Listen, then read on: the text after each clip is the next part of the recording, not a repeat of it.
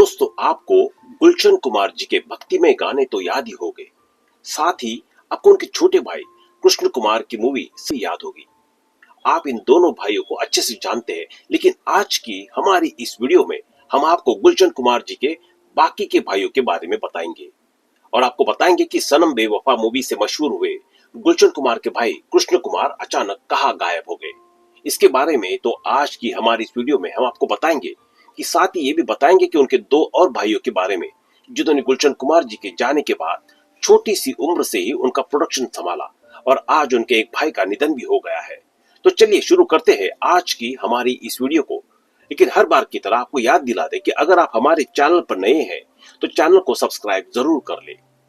कृष्ण कुमार 90 के दशक का वो हीरो आपको याद है, लोगों ने जिसे किशन कुमार भी कहा। 1993 में आई फिल्म आजा मेरी जान से अपने करियर की शुरुआत की। इसके बाद इसी साल एक्टर की दो फिल्में और रिलीज हुई, कसम तेरी कसम और शबनम, और फिर ये कलाकार रातों रात स्टार बन गया। अब तो हर टूटे दिल वाला आशिक उनकी फिल्म कैसेट्स लेकर घुमा करता था। लेकिन आखिर उनके साथ ऐसा क्या हुआ कि अचानक ही वो एक्टर गुमनाम हो गया? क्या आप जानते हैं कि एक खौफनाक घटना उनका चढ़ता करियर ले डूबी थी? आज आपको गुलशन कुमार के छोटे भाई की कहानी सुनाते हैं, एक ऐसी कहानी जो शायद ही आपने कभी पहले सुनी होगी। दिल्ली के दरियागंज इलाके में रहने वाले चंद्रभान कुमार दुआ फलों की जूस की दुकान लगाया करते थे। इनके दो बेटे हुए, बड़ा बेटा गुलशन कुमार दुआ और छोटा बेटा कृष्ण कुमार दुआ। गुलशन थोड़ा बड़े हुए तो घर की तंगी संभालने के लिए पिता के साथ जूस बेचने लगे। तब उनका छोटा भाई कृष्ण कुमार पढ़ाई कर रहा था। गुलशन भले ही तब रोड पर जूस बेचने का काम करते थे, लेकिन उनके सपने बड़े थे। उनका सपना था कि मुंबई जाकर वह भी एक्टर बने। एक दिन उन्होंने अपने पिता से कहा कि मैं मुंबई जा रहा हूँ हीरो बनने के लिए। इसके बाद वो माया नगरी चल दिए। एक हफ्ते गुरुद्वारा में उन्होंने बिताए और धक्के खाने के बाद समझ आ गया कि नए चेहरों को यहाँ मौका मिलना बहुत मुश्किल है। वापस दिल्ली लौटे तो जूस बेचने का काम शुरू कर दिया। गुलशन बड़े मुंबई से लौट आए थे, लेकिन सपने उनके बड़े थे। मन में कुछ बड़ा करने का सपना अभी भी चल रहा था। उनको गाने सुनने का बहुत शौक था, लेकिन कैसेट्स उस जमाने में बहुत महंगे मिलते थे। गुलशन का दिमाग बस यही काम कर गया और उन्होंने कैसेट्स की एक दुकान खोली। शुरुआत में सस्ती कैसेट्स वो बेचने लगे, लोगों को सस्ते कैसेट्स मिलने लगे और उनका काम थोड़ा चल पड़ा। इसके बाद उन्हें एक और आइडिया आया और उन्होंने ये तिगड़म लगाया कि क्यों ना महंगी कैसेट्स के गानों को डब करके सस्ते में बेचा जाए। इसके बाद उन्होंने एक कंपनी बनाई, उसका नाम उन्होंने रखा सुपर कैसेट्स इंडस्ट्रीज, और डबिंग कैसेट्स बेचना शुरू कर दिया। किस्मत ने खूब साथ दिया। भाई कृष्ण कुमार भी लक्ष्मण की तरह बड़े भाई के साथ संघर्ष में चलता गया। काम चला तो उन्होंने मुंबई जाने का फैसला लिया। मुंबई आने के बाद उन्होंने कंपनी का नाम बदलने का फैसला लिया। गुलशन कुमार भगवान शिव के बड़े भक्त थे, इसलिए उन्होंने त्रिशूल शब्द से टी लेकर और 1983 में कंपनी का नाम टी सीरीज रख दिया। पहली बार उनकी कंपनी को बड़ी कामयाबी 1988 में तब मिली जब फिल्म आई कयामत से कयामत तक। इसके साउंड ट्रैक टी सीरीज ने नहीं बनाए थे। रातों रात गाने सुपरहिट हो गए और टी सीरीज देश की मशहूर कंपनी में से एक हो गई। इसके बाद अनुराधा पौडवाल से लेकर गुलशन कुमार के भक्ति गीत टी सीरीज की कैसेट्स पूरी देश में जाने लगे। अब पैसा आने लगा तो उन्होंने फिल्मों में भी पैसा लगाना शुरू कर दिया। 1990 में बतौर प्रोड्यूसर उन्होंने फिल्म आशिकी ने बॉक्स ऑफिस पर तगड़ी कमाई की। इसके बाद उन्होंने अपना दूसरा सपना पूरा करने का फैसला लिया। खुद तो वो एक्टर नहीं बन सके, लेकिन उन्होंने भाई को सुपरस्टार बनाने की ठान ली थी। पैसों की कमी नहीं थी, इसलिए खुद प्रोड्यूसर बनकर उन्होंने अपने भाई कृष्ण कुमार को लॉन्च किया। 1991 में आसपास की बात है जब मशहूर डायरेक्टर केतन आनंद को रखा गया। फिल्म में शम्मी कपूर, प्राण जैसे दिग्गजों को महंगी फीस देकर फिल्म में रखा गया। 1993 में फिल्म आई आजा मेरी जान पहली बार छोटे भाई कृष्ण कुमार को उन्होंने लॉन्च किया।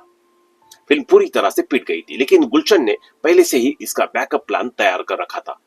उन्होंने दूसरी फिल्म की शूटिंग भी साथ साथ करवाई थी। 1993 में भाई को दूसरी बार हीरो बनाकर लाए। फिल्म थी कसम तेरी कसम।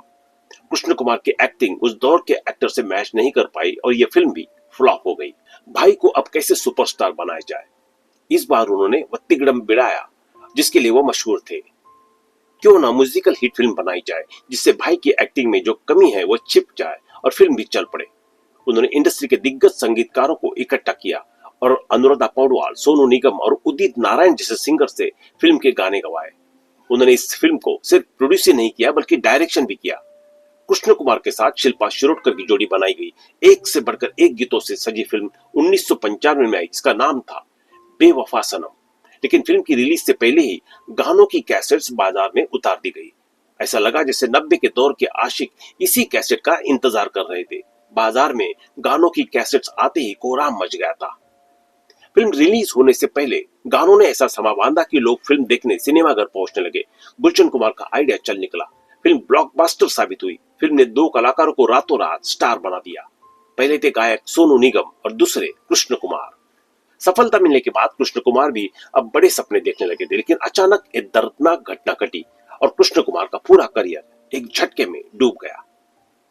कैसे अचानक एक्टर हो गया गुमनाम।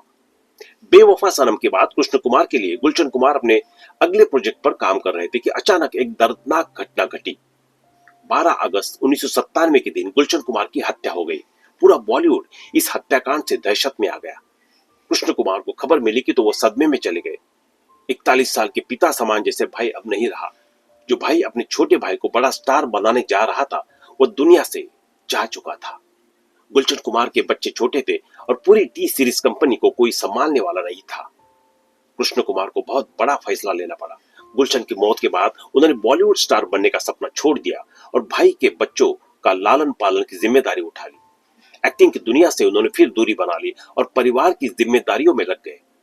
इस घटना ने कृष्ण कुमार को एक झटके में गुमनाम कर दिया और उनका सपना टूट गया। कृष्ण कुमार की निजी जिंदगी।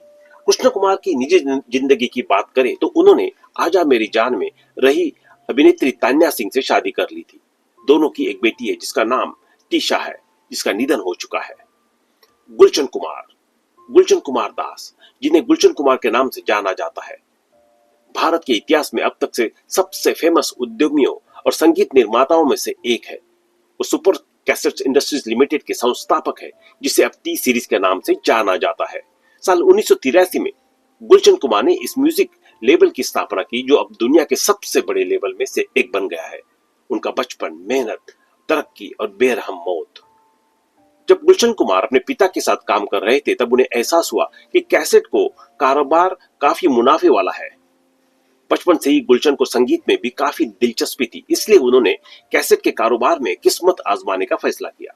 गुलशन कुमार ने अपने परिवार के सदस्यों की मदद से एक रिकॉर्ड शॉप खरीदी और यहीं से एक उद्यमी के तौर पर उनके सफर की शुरुआत हुई। गुलशन कुमार ने कैसेट बेचना शुरू किया और दिल्ली में कई धार्मिक आयोजनों में भक्ति गीत और भजन भी गाए। जल्द ही गुलशन को एहसास हुआ कि भक्ति संगीत का बाजार बहुत बड़ा और अछूता है, इसलिए उन्होंने अपनी सारी मेहनत इसी दिशा में झोंक दी। भक्ति गीत बेचने पर ज्यादा फोकस किया। उनका यह आइडिया काम कर गया और भारत में उनके संगीत साम्राज्य की शुरुआत हुई। गुलशन कुमार ने 11 जुलाई 1983 super cassette industries private limited की नींव रखी। इसे टी सीरीज के नाम से जाना गया। आज ये $1 बिलियन की कंपनी है। गुलशन कुमार ने अनुराधा पौडवाल, अलका याग्निक, कुमार सानू, मोहम्मद अजीज और कई अन्य सिंगर्स से फेमस गाने गवाए, जिन्हें पहले मोहम्मद रफी, लता मंगेशकर, किशोर कुमार और कई अन्य गायकों ने गाया था। टी सीरीज की सफलता को गुलशन कुमार के एक और आइडिया ने ऊंचाइयों तक पहुंचाया। वो डिस्ट्रीब्यूशन नेटवर्क में उतरे। उन्होंने लोकल दुकानों में कैसेट बेचना शुरू किया, जिससे हर किसी के लिए इसे पाना आसान हो गया। उन दिनों म्यूजिक कैसेट सिर्फ पॉश रिकॉर्ड की दुकानों में ही बेचे जाते थे और यही वजह थी कि जो लोग पॉश इलाकों में नजदीकी नहीं थे, वे उन्हें ज्यादा कीमत पर खरीदते थे। गुलशन कुमार की रणनीति से गली मोहल्ले के वेंडर्स और लोकल दुकानों तक कैसेट पहुंचे। इसे टी सीरीज का म्यूजिक की दुनिया और मार्केट में बड़ा नाम बन गया। साल 1988 में गुलशन कुमार की टी सीरीज ने आमिर खान की पहली फिल्म कयामत से कयामत तक का साउंड ट्रैक रिलीज किया। इसने रातों रात उनकी कंपनी की दिशा बदल दी। इससे पहले यह कंपनी कॉपीराइट एक्ट छूट का इस्तेमाल करे कॉपी किए गए म्यूजिक को वितरित करने के लिए फेमस थी, लेकिन साउंड ट्रैक की सफलता ने इस कंपनी को बॉलीवुड म्यूजिक बिजनेस में एंट्री दिलवा दी। इसके बाद उन्होंने आशिकी, दिल है कि मानता नहीं, दिलवाले दुल्हनिया ले जाएंगे जैसे कई फिल्मों के साउंड ट्रैक के साथ फिल्म इंडस्ट्री में नाम कमाया। रिपोर्ट्स बताती है कि 1997 में टी सीरीज 500 करोड़ रुपए की कीमत तक पहुंच गई थी। अब बात करें पर्सनल लाइफ की, तो गुलशन कुमार की शादी सुदेश कुमारी से हुई थी। अपनी पूरी जिंदगी उन्होंने फैमिली को मीडिया लाइमलाइट से दूर रखा। रिपोर्ट्स के मुताबिक गुलशन कुमार और सुदेश कुमारी की शादी साल 1975 में हुई थी। इनके 3 बच्चे हैं, भूषण कुमार, तुलसी कुमार और खुशहाली कुमार। भूषण अब टी सीरीज के मैनेजिंग डायरेक्टर और चेयरमैन है। तुलसी जानी मानी सिंगर है और खुशहाली एक्ट्रेस है। गुलशन कुमार माता वैष्णो देवी और भगवान शिव के भक्त थे, इसलिए उनका भक्ति गीतों की तरफ झुकाव था। वो अक्सर मुंबई में जितेश्वर महादेव मंदिर जाया करते थे। 12 अगस्त 1997 को वो पूजा करने के लिए मंदिर में गए और दर्शन करने के बाद जब वो बाहर आए तो हमलावरों के एक ग्रुप ने उन्हें गोली मार दी। उस दिन गुलशन कुमार अपने बॉडीगार्ड के बिना मंदिर गए थे क्योंकि वो बीमार था। रिपोर्ट के अनुसार 8 अगस्त 1997 को गुलशन कुमार को कोई धमकी भरे कॉल भी मिले जब उन्होंने डी कंपनी को जबरन वसूली के पैसे नहीं दिए थे। रिपोर्ट बताती है कि हमलावरों ने संगीतकार पर 16 गोलियां चलाई थी। 46 साल की उम्र में गुलशन कुमार की मौत के बाद जब जांच की गई तो पता चला कि अब्दुल रऊफ उर्फ दाऊद मर्चेंट मुख्य दोषी था। 2002 में उसे बॉम्बे हाई कोर्ट ने आजीवन कारावास की सजा सुनाई थी। आज भी गुलशन कुमार की निर्मम हत्या को भारतीय संगीत उद्योग की सबसे दुखद घटनाओं में से एक माना जाता है। गुलशन कुमार के भाई Gopal Krishna T series super cassettes industries के संस्थापक परिवार का हिस्सा है। गोपाल कृष्ण गुलशन कुमार के भाइयों दर्शन कुमार कृष्ण कुमार में से एक है और उन्होंने अन्य भाइयों की तरह परिवार के संगीत व्यवसाय के शुरुआती विस्तार में अपनी भूमिका निभाई थी। गोपाल कृष्ण ने टी सीरीज के संगीत और व्यवसाय को आगे बढ़ाने में योगदान दिया है। भाई गुलशन कुमार के भाइयों में दर्शन कुमार, जिसका 18 अप्रैल 2026 को निधन हुआ, और कृष्ण कुमार अभिनेता निर्माता शामिल है। व्यापारिक विवाद 1990 के दशक के अंत में भूषण कुमार यानी गुलशन कुमार के बेटे के साथ कंपनी के मालिकाना हक को लेकर गोपाल कृष्ण का विवाद सामने आया था, जिसमें वो टोनी इलेक्ट्रॉनिक्स और जगदम्बा से जुड़े रहे। दर्शन कुमार भारतीय म्यूजिक इंडस्ट्री से जुड़े एक महत्वपूर्ण लेकिन कम चर्चित व्यक्ति थे। वे मशहूर म्यूजिक कंपनी टी सीरीज के संस्थापक गुलशन कुमार के छोटे भाई थे। उन्होंने पर्दे के पीछे रहकर कंपनी को आगे बढ़ाने में अहम योगदान दिया। दर्शन कुमार ने शुरुआती जीवन के बारे में ज्यादा सार्वजनिक जानकारी उपलब्ध नहीं है क्योंकि वे हमेशा लाइमलाइट से दूर रहे। उनका परिवार दिल्ली से जुड़ा था और यहीं से उन्होंने अपने भाई के साथ काम शुरू किया। दर्शन कुमार ने टी सीरीज के विकास में महत्वपूर्ण भूमिका निभाई। जब गुलशन कुमार ने 1983 में टी सीरीज की शुरुआत की तब दर्शन कुमार ने कंपनी के संचालन और विस्तार में सहयोग किया। वे कंपनी के एक सीनियर पद पर रहे और कई कलाकारों को आगे बढ़ाने में मदद की। उन्होंने कई नए सिंगर्स और टैलेंट को मौका दिया, जिससे भारतीय म्यूजिक इंडस्ट्री को नई दिशा मिली। खास बात यह है कि वे हमेशा पर्दे के पीछे रहकर काम करते रहे और मीडिया से दूरी बनाए रखी। बड़े भाई गुलशन कुमार परिवार में आगे चलकर भूषण कुमार और किशन कुमार के टी सीरीज की कमान संभाली। दरअसल दर्शन कुमार जिस विरासत का हिस्सा थे उसे समझने के लिए हमें गुलशन कुमार दुआ के सफर पर नजर डालनी होगी। 1983 में गुलशन कुमार दुआ ने super cassettes industries private limited की नींव रखी, जिसे बाद में टी सीरीज के नाम से जाना गया, और इस तरह उन्होंने भारत के संगीत जगत में एक क्रांति ला दी। दर्शन कुमार का निधन 18 अप्रैल 2026 को दिल्ली में हुआ। उनकी उम्र लगभग 70 वर्ष की थी।